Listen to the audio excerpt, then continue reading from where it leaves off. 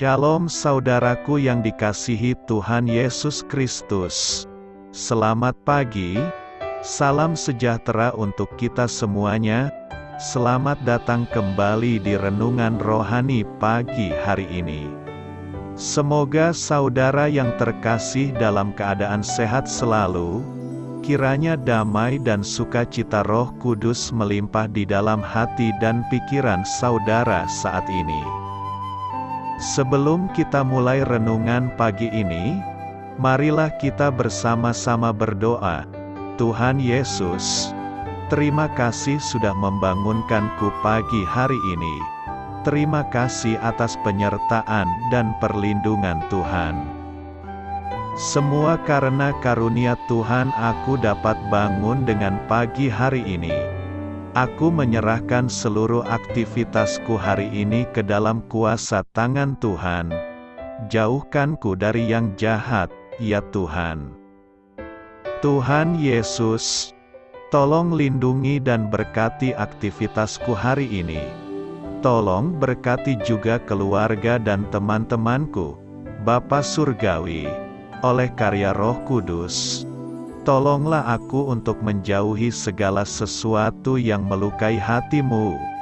Ampunilah segala dosa kami, ya Tuhan.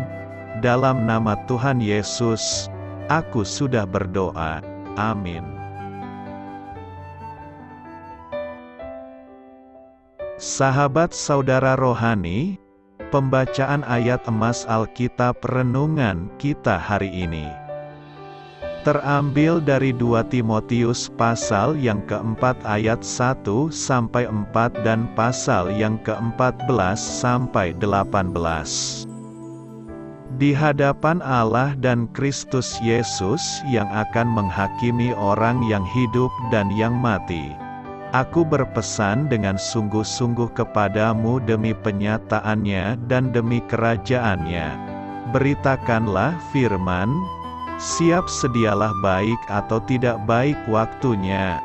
Nyatakanlah apa yang salah, tegurlah dan nasihatilah dengan segala kesabaran dan pengajaran. Karena akan datang waktunya, orang tidak dapat lagi menerima ajaran sehat, tetapi mereka akan mengumpulkan guru-guru menurut kehendaknya untuk memuaskan keinginan telinganya. Mereka akan memalingkan telinganya dari kebenaran dan membukanya bagi dongeng. Alexander, tukang tembaga itu, telah banyak berbuat kejahatan terhadap aku. Tuhan akan membalasnya menurut perbuatannya. Hendaklah engkau juga waspada terhadap dia, karena dia sangat menentang ajaran kita. Pada waktu pembelaanku yang pertama tidak seorang pun yang membantu aku. Semuanya meninggalkan aku. Kiranya hal itu jangan ditanggungkan atas mereka. Tetapi Tuhan telah mendampingi aku dan menguatkan aku, supaya dengan perantaraanku Injil diberitakan dengan sepenuhnya dan semua orang bukan Yahudi mendengarkannya. Dengan demikian aku lepas dari mulut singa, dan Tuhan akan melepaskan aku dari setiap usaha yang jahat. Dia akan menyelamatkan aku, sehingga aku masuk ke dalam kerajaannya di sorga. Baginyalah kemuliaan selama-lamanya. Amin. 2 Timotius pasal yang keempat ayat 1-4 dan pasal yang ke-14 sampai 18. Inti dari ayat emas renungan kita adalah pada waktu pembelaanku yang pertama tidak seorang pun yang membantu aku, semuanya meninggalkan aku. Mari kita mulai renungan pagi kita. Judul renungan kita hari ini adalah Menjalani Bersama, ditulis oleh Tim Gustafson. Ketika pandemi COVID-19 merebak, Kelly tengah berjuang melawan kanker otak yang dideritanya. Jantung dan paru-parunya sempat dipenuhi air, dan itu membuatnya harus kembali diopname. Karena pandemi, keluarganya tidak dapat menjenguk suaminya, Dave bertekad untuk melakukan sesuatu bagi Kelly.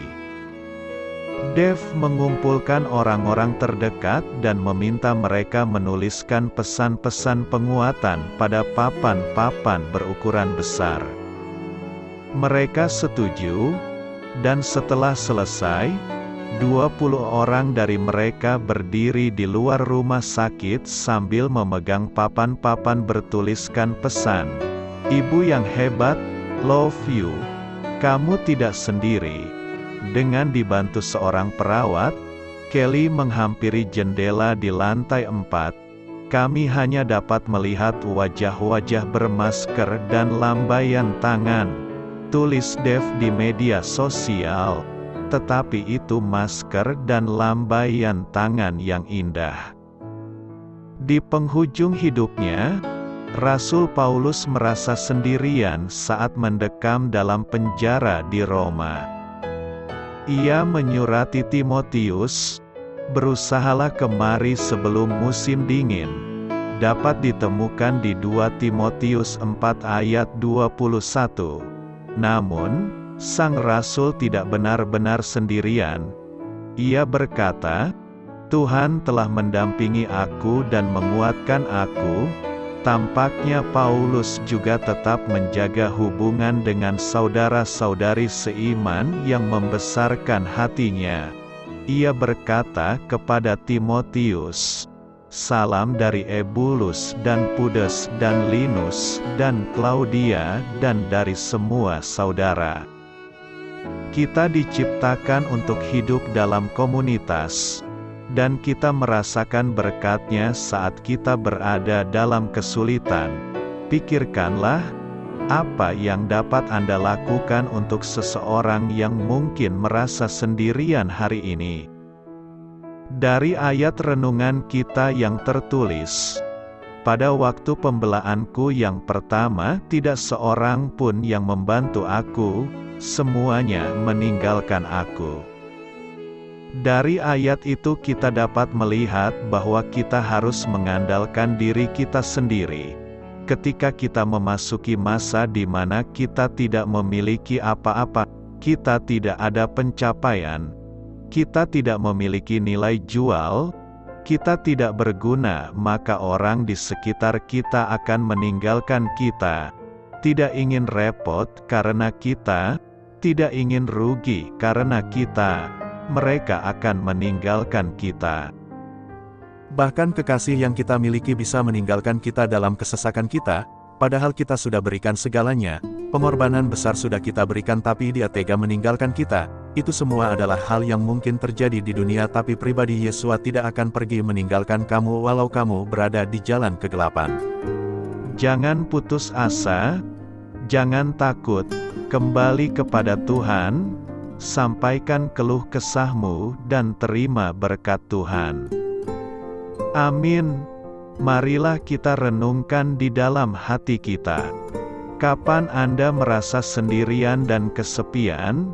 Bagaimana Anda merasakan kehadiran Allah di saat Anda sempat terpisah dari orang-orang terdekat yang mengasihi Anda? Hal ini patut kamu ketahui. Kitab 2 Timotius merupakan surat terakhir yang ditulis Paulus, dan ia menulisnya dari dalam penjara, dapat dilihat di 2 Timotius 2 ayat 9. Meski kita tidak tahu detail keadaan sang rasul di penjara, tetapi penderitaannya amat berat, dan tampaknya ia percaya bahwa kematiannya sudah dekat. Konteks tersebut menjadi alasan adanya nada mendesak di sepanjang suratnya. Paulus merasa sangat perlu untuk menyatakan kepada Timotius, anak didiknya, visi yang jelas tentang kesetiaan kepada Yesus dan Injilnya di tengah penderitaan, dan memperingatkannya agar tidak meninggalkan Injil demi kenyamanan dunia. Paulus berharap ia dapat bertemu Timotius lagi, mungkin untuk terakhir kalinya. Amin.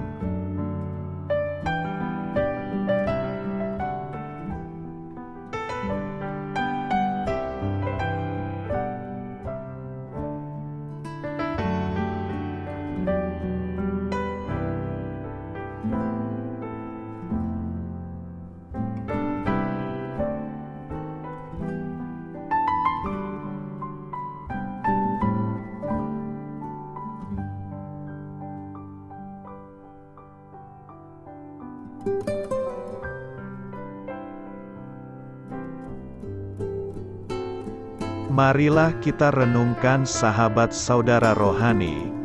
Demikianlah renungan firman Tuhan pagi hari ini. Semoga menjadi berkat dalam hidup kita. Dan sebelum kita memulai segala aktivitas kita pagi hari ini, marilah kita berdoa. Selamat pagi Bapa, malam hari telah berganti pagi. Kehidupan baru telah Engkau berikan kembali bagi kami.